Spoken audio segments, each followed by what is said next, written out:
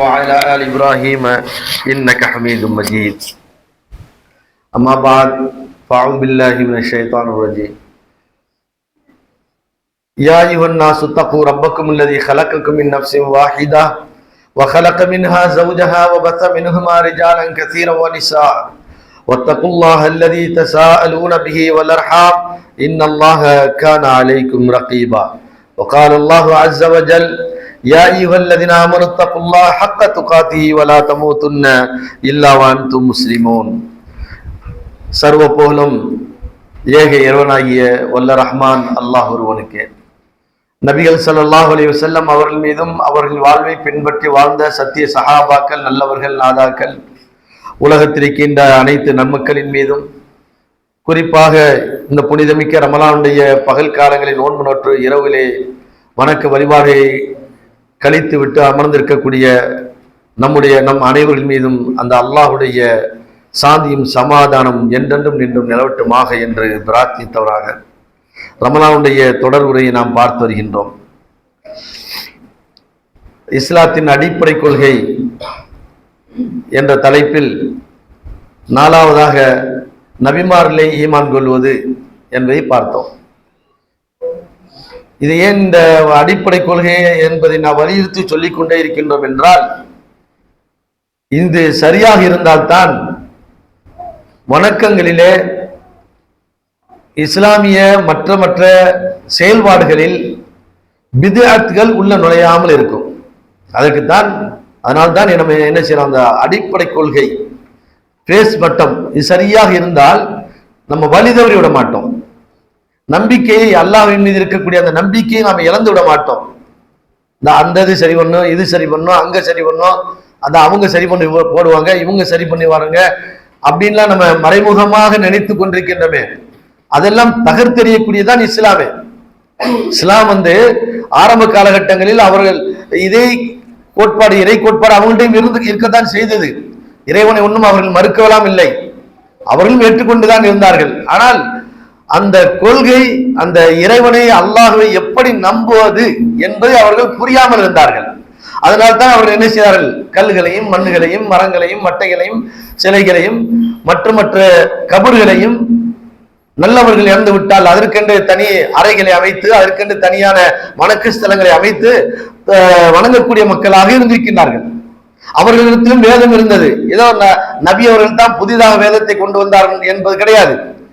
நபிகள் ஸல்லல்லாஹு அலைஹி வஸல்லம் அவர்கள் வாழ்வதற்கு முன்பும் தௌராத்துங்கிற வேதம் அவருடைய கைகளில் தவழ்ந்து கொண்டு இருந்தது. இஞ்சிங்கிற வேதம் அவரிடத்தில் இருந்தது. இன்னும் சொல்ல போனால் அரபு நாட்டு மக்கள் இருக்கின்றார்களே, எல்லோருமே இந்த சிலை வணக்கத்தில் உள்ளவர்கள் அல்ல. அதிலே ஒரு சிலர்கள், ஒரு ஹதீஸில் வருகின்றது, ஒரு மனிதர் காபாவுக்கு வருகின்றார். அங்கே விருந்தோம்பல் நடக்கின்றது. ஒரு ஆட்டை அறுத்து விருந்து நடக்கின்றது. அவர் சாப்பிடவில்லை.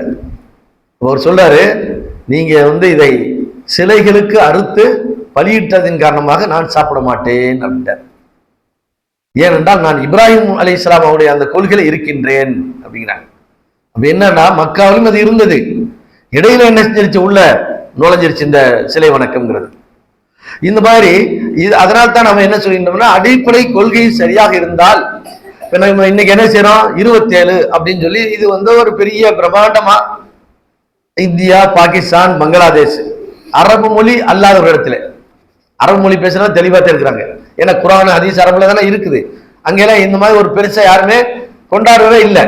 இந்த அரபு மொழி அல்லாத அந்நிய மொழி பேசக்கூடிய Bangladesh, India, Pakistan, Malaysia, Singapore, இது போன்ற இந்த பகுதி மக்களிடத்தில் தான் இப்படி ஒரு தவறான சிந்தனைகள் எல்லாம் வந்திருக்கின்றது. 27 என்பது ஒரு புனிதமான அந்த ஒரு இரவில் கொண்டாடினால் அந்த லைலத்துல் கத்ரை நம்ம அடைந்து விட்டோம் அப்படின்ட்டு மற்ற இரவுகளை எல்லாம் நம்ம என்ன செய்யல, மதிக்கிறதே இல்லை. அதான் அதுக்கு அர்த்தம்.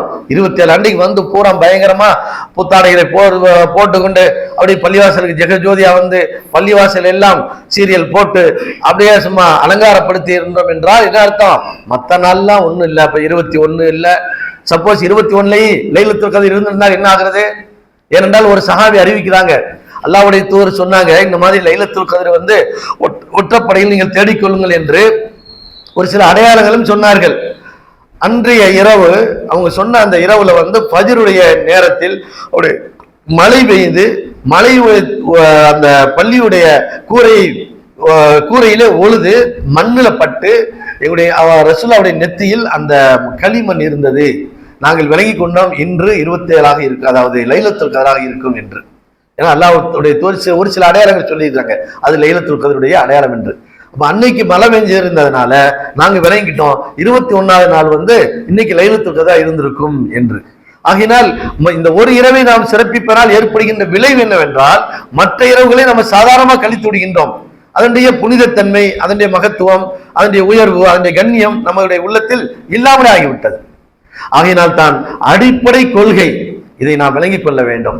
ரசூல் ஸல்லல்லாஹு அலைஹி வஸல்லம் அவர்கள் எதை நமக்கு வழிகாட்டி இருக்கின்றார்களோ, எதை நமக்கு இந்த சமுதாயத்துக்கு எடுத்து சொல்லி இருக்கின்றார்களோ, அது ஒண்ணுதான் வணக்கம், அது ஒண்ணுதான் வழிகாட்டுதல், அது ஒன்றுதான் நம்மை சொர்க்கத்தின் பக்கம் கொண்டு போய் சேர்க்கும்.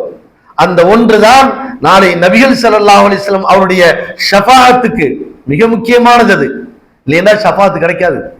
அதை விட இன்னொரு விஷயம் என்னவென்றால், பிரத்யேகமான ஷஃபாஅத் ஒன்று இருக்குது. இந்த ஹவுலுல் கௌசருடைய தடாகத்தில் கிடைக்கக்கூடிய தண்ணி இருக்குல்ல, அது யாருக்கு கிடைக்காது? பிதுஅத்திலே யார் செய்தார்களோ அவர்கள் தடுத்து நிறுத்தப்படுவார்கள். சஹாபாக்கள் வர்றாங்க, ஒரு சஹாபாக்கள் நபி அவர்களுடைய உம்மத்துல ஒரு கூட்டம் வந்துகிட்டே இருக்கு. ஏனென்றால் நபி அவர்கள் வழங்கிக் கொள்வார்கள். அவருடைய அடையாளம் என்ன? என்னுடைய உம்மத்தின் அடையாளம் என்னவென்றால் ஒளிச்சேதனுடைய அடையாளம் இருக்கும் அவருடைய கைகள்ல, முகத்துல. இந்த இதெல்லாம் வந்து அப்படி பளிச்சுன்னு மின்னிக்கொண்டு பிரகாசமாக இருக்கும். அந்த பிரகாசத்தை வைத்து நான் தெரிந்து கொள்வேன் இவர்கள் எல்லாம் என்னுடைய உம்மத்து என்று. அப்ப அந்த உம்மத்தெல்லாம் வருவாங்க. எங்க வர்றாங்க? ஹவுலுல் கௌசுக்கு வர்றாங்க. மலக்குகள் என்ன செய்யறாங்க? நிப்பாட்டுறாங்க, நில்லுங்க, நீங்க போக கூடாது அப்படின்னு.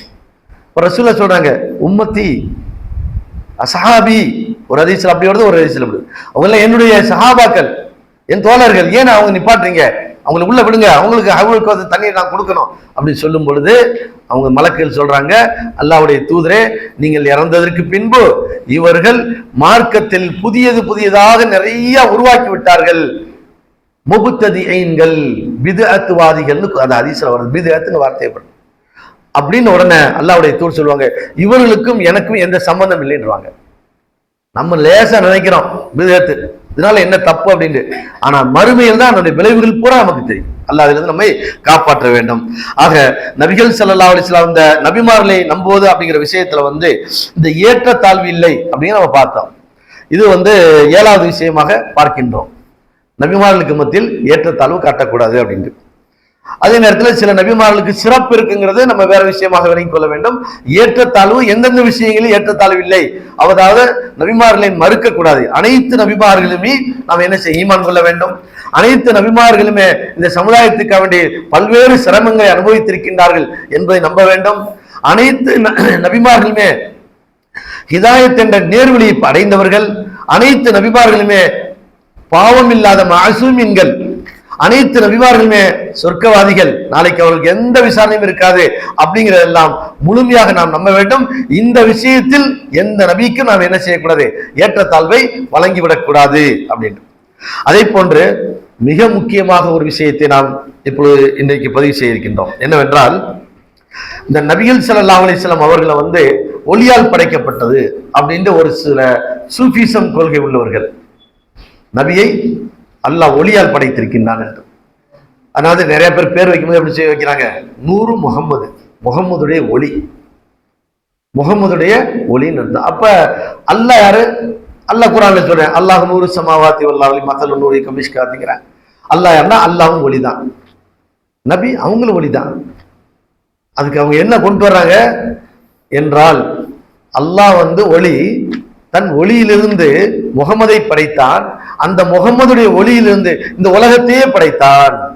அப்ப ஆதமுக்கெல்லாம் முன்னாடி யார் இருக்கிறார்? ஒளி இருந்தாராம். அதனால இந்த நிறைய நீங்க ஜமாத்துகள் எல்லாம் பேசும்போது பார்த்திருப்பீங்க, நிறைய உலமாக்களும் பேசுகின்றார்கள்.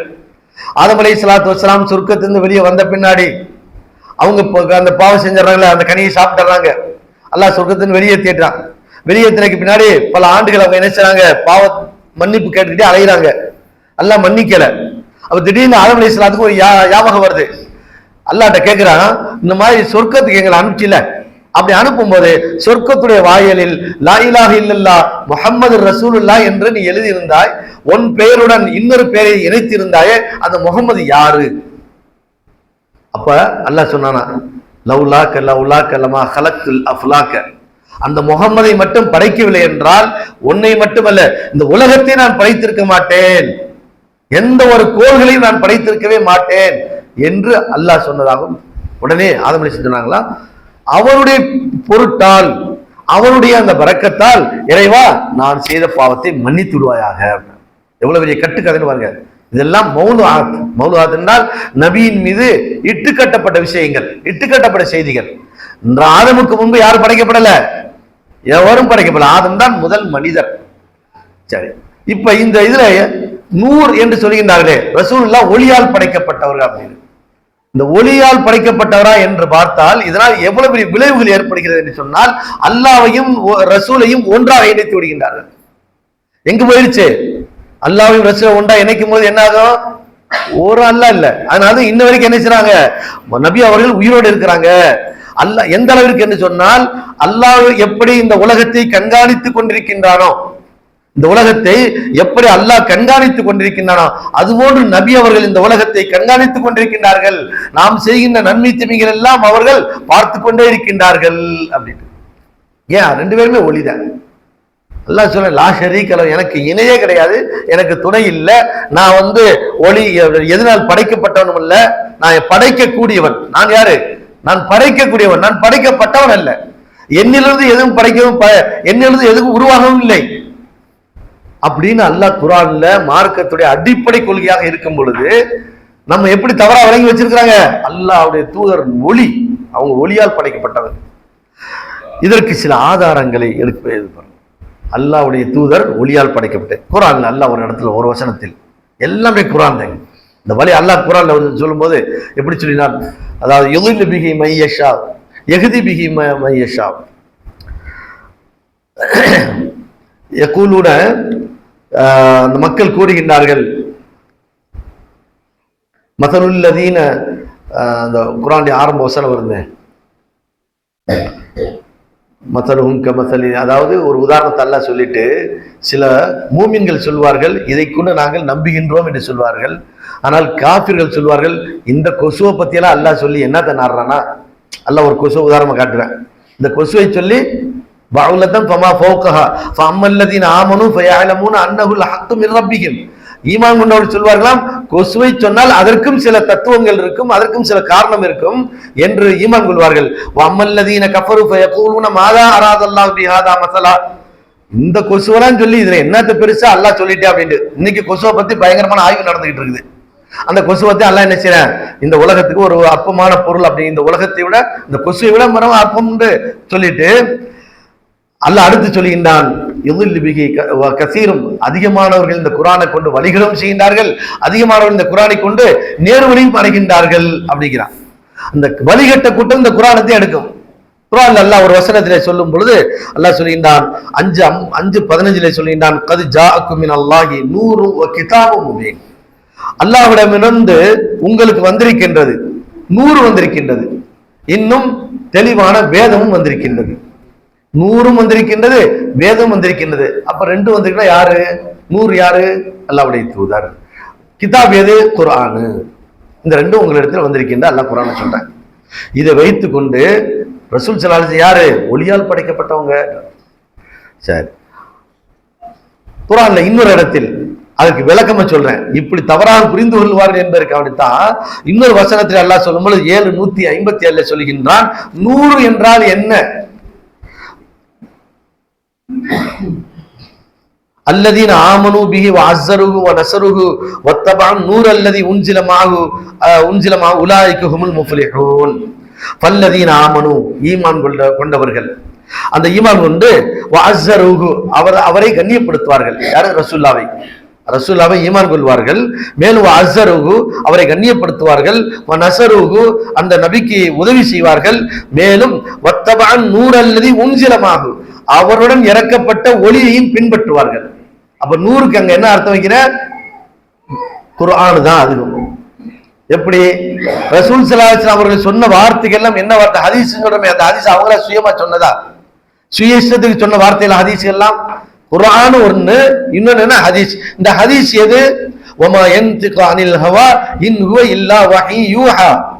அவர் பேசுவதெல்லாம் சுயமாக பேசவில்லை, நாம வகியாக அனுப்புகின்றோம். ஒன்று குர்ஆனாக அனுப்புகின்றோம், இன்னொன்று அவருடைய உள்ளத்தில் நாம போடுகின்றோம். அதை அவர் பேசுவார். அப்ப என்னவென்றால் ரெண்டு உங்கள்ட்ட இருக்குது. ஒன்னு நூறு என்று சொன்னால் நபி அவர்களுடைய வழிகாட்டுதல். நபி அவர்கள் இருளிலிருந்து உங்களை வெளிச்சத்தின் பங்கு கொண்டு வருவதற்கு வார்த்தைகளால் என்ன செய்வார்? உங்களை சொல்லிக் கொண்டே இருப்பார். இன்னொன்று குர்ஆனாக இருக்கின்றது. இந்த ரெண்டையும் நாம உங்களுக்கு அனுப்பி இருக்கின்றோம் என்று நூறுக்கு அல்லாஹ் விளக்கம் கொடுக்கின்றான். அப்ப நூறு என்றால் என்ன? ஹதீஸ். ஏன் அவங்க சொல்லக்கூடிய சுயமா எதுவுமே பேச மாட்டாங்க. எதை சொன்னாலும் உலகத்துடைய நன்மை கவனி சொல்வார்கள். உலகத்துடைய மக்கள் இருளில இருக்கின்றார்கள், அவர்களை வெளிச்சத்தின் பக்கம் கொண்டு வருவார்கள். இது ஒவ்வொரு நபிமார், ரசூலுல்லாஹ்க்கு மட்டுமல்ல. வகஃபைனா ஆதம் வகஃபைனா ஈஸா இப்னு மரியமன் சொல்லிட்டு அடுத்து இன்னொரு வசனத்தில் அல்லாஹ் சொல்கிறார், வகஃபைனா அலா ஆசாரியும் ஈஸா இப்னு மரியம முஸத்திகல் லிமா பைன யதைஹி மினத் தௌராத்தி வஆதைனாஹுல் இன்ஜீல ஃபீஹி ஹுதவ் வ நூர். அங்கேயும் நூறுங்கிற யாரு? ஈசா அலைஹிஸ்ஸலாத்துக்கு நாம கொடுத்தோம் தௌராத், இது இன்ஜீலை கொடுத்தோம், மேலும் ஒளியையும் கொடுத்தோம் அப்படிங்கிற. அப்ப ஈசா அலைஹிஸ்ஸலாம் ஒளியா? அவங்களும் நூறா? இப்ப எல்லா நபிமாருமே நூறு. அப்ப எல்லா நபிமாரும் நூறுன்னா ரசூலுல்லாஹ் நூறுன்னு சொல்லிப்போம். ரசூலுல்லாஹ்வுக்கு மட்டும் ஏன் தனிப்பட்ட முறையில் நூறு என்று சொல்ல வேண்டும்? குர்ஆனை சரியாக ஆய்வு செய்யாமல் என்ன செஞ்சிருது? ஒரு வாசகத்தில் எல்லாம் சொன்னேன், கத் ஜாஅக்கும் மினல்லாஹி, அல்லாஹ்விடமிருந்து உங்களுக்கு வந்திருக்கின்றது நூறுன், பிரகாசம் வந்திருக்கின்றது, கிதாபுன், இன்னும் வேதம் வந்திருக்கின்றது. ஒன்னு நூறு ஒன்னே ரசூலுல்லாஹ் அவங்களே ஒளியால் படைக்கப்பட்டவர். அவங்க சொல்லக்கூடிய ஒவ்வொரு வார்த்தையும் என்னது?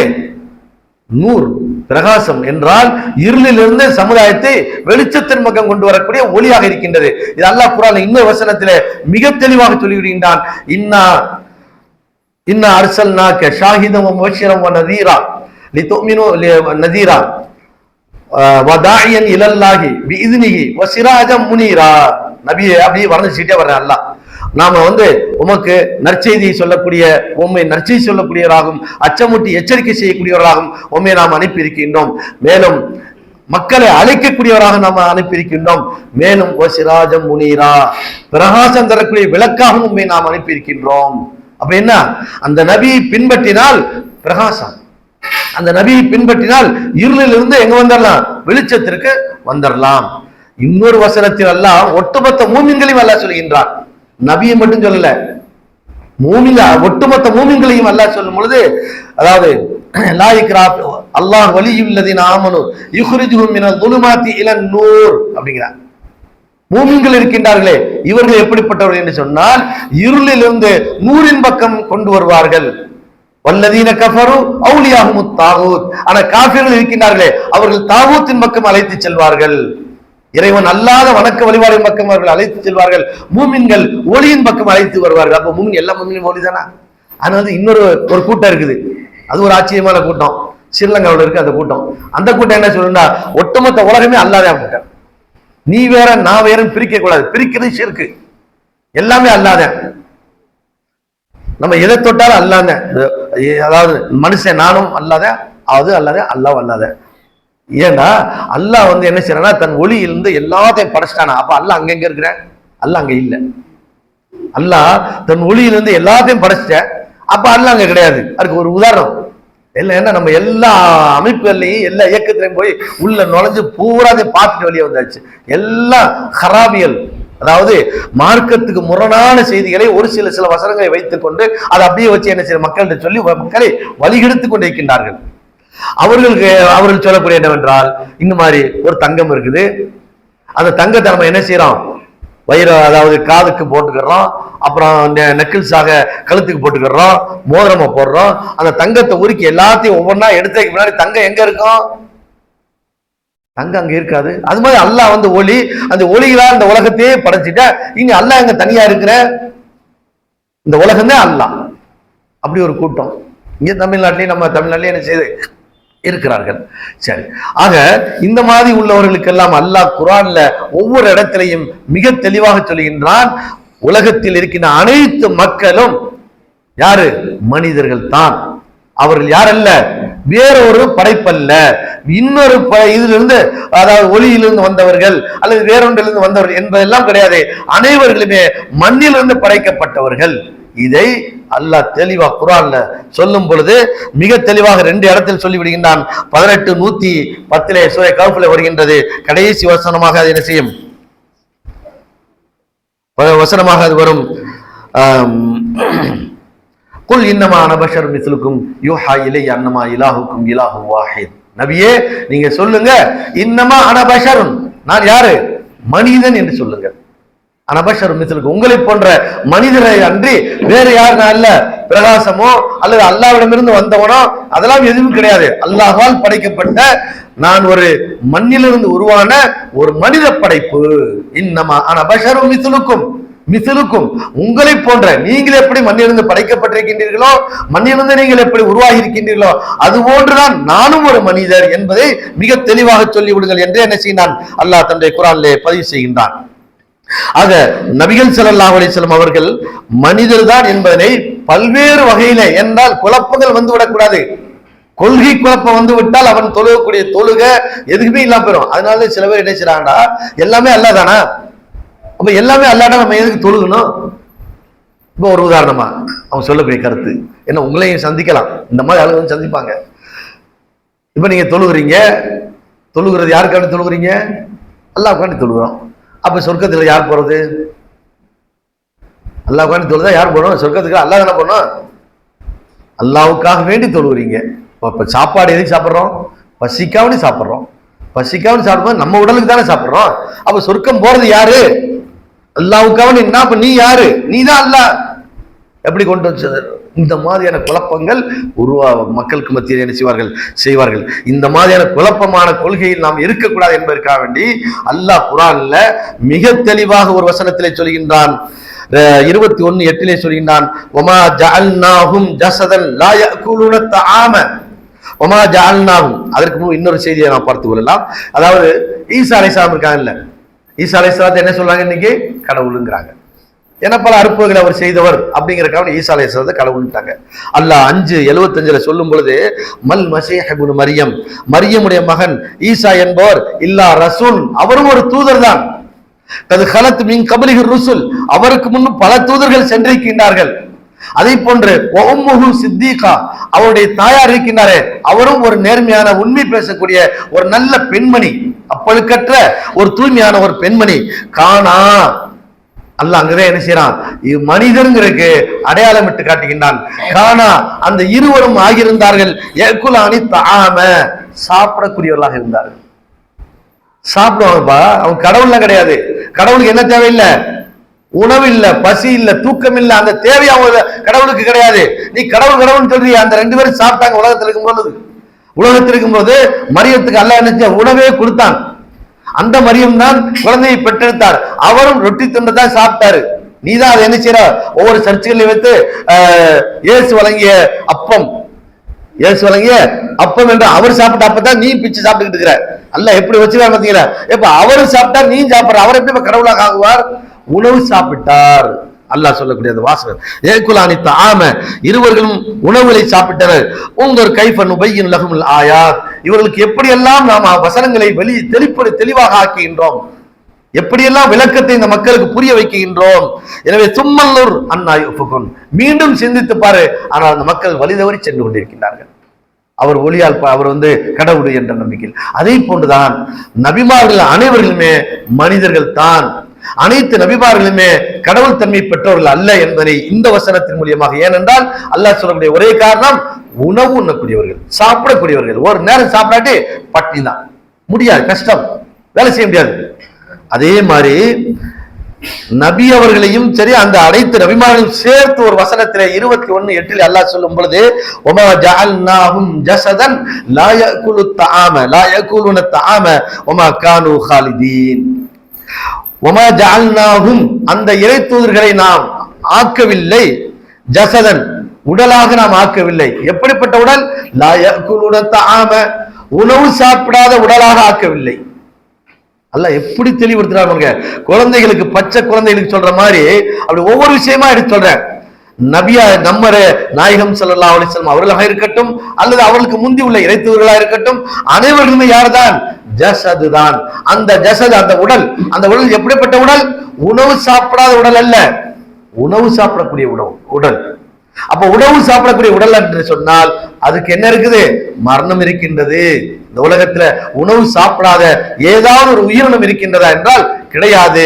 எந்தெந்த உயிரினங்கள் எல்லாம் உணவை உட்கொள்கின்றதோ அனைத்து உயிரினங்களுக்கும் என்ன இருக்குது? மரணம் இருக்குது. அனைத்து உயிரினங்களும் எதிலிருந்து படைக்கப்பட்டது? உலகத்திற்கு அனைத்து உயிரினங்களையும் இந்த தண்ணீரிலிருந்து தான் நாம் படைத்தோம். மனித இந்திரிய துளியிலிருந்து நாம் படைத்தோம், மற்றவைகளையும் மற்ற அந்தந்த இந்திரிய துளிகளில் நாம் என்ன செய்தோம்? தண்ணீரிலிருந்து தான் படைத்தோம் என்று குர்ஆன்ல பல இடங்களில் என்ன செய்கின்றான்? பதிவு பண்ணுகின்றான். இறைவனுக்கு ஈக்குவலாக எவரையும் ஆக்கி விடாதீர்கள் என்று.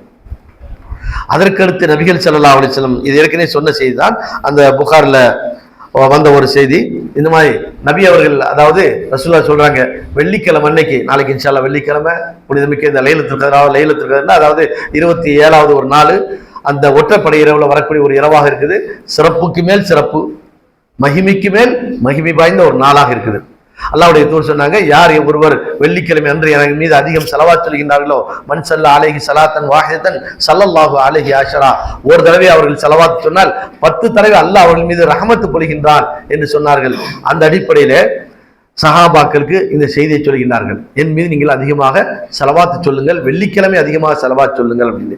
அப்ப ரசூலுல்லாஹ்ட்ட ஒரு சஹாபி கேட்டாங்க, அல்லாஹ்வுடைய தூதரே, நீங்க செத்த பிணமாக ஆகிவிடுவீர்களே. அவங்க கேட்ட வார்த்தை என்ன? செத்த பிணமாக ஆகிவிடுவீர்களே, எப்படி உங்களுக்கு நாங்கள் ஸலவாத் சொன்னா உங்களுக்கு தெரியும்? உடனே அல்லாஹ்வுடைய தூதர் சொன்னாங்க, அதாவது ஹர்ரமல்லாஹுல் அன்பியா, ஹர்ரமல்லாஹுல் அர்ல, பூமிக்கு அல்லாஹ் ஹராமாக்கி இருக்கின்றான் நபிமாருடைய உடலை சாப்பிடக்கூடாது. நபிமாருடைய உடல் என்ன செய்யாது? இந்த மண்ணு தீங்காது. அது ஒரு தனிப்பட்ட சிறப்பு, நபிமார்களுக்கு மட்டும் வழங்கப்பட்ட ஒரு சிறப்பு. அது மூசா அலைஹிஸ்ஸலாமா இருக்கட்டும், ஈசா அலைஹிஸ்ஸலாமா இருக்கட்டும், அல்லது வேற இதற்கு முன்புள்ள எந்த நூஹ் அலைஹிஸ்ஸலாம், அனைத்து நபிமார்களுமே அவர்களுடைய உடலை இந்த மண் என்ன செய்யாது? சாப்பிடாது. அதுபோன்று என்னுடைய உடலையும் மண்ணு சாப்பிடாது. ஆனால் நானும் செத்து தான் இருப்பேன்.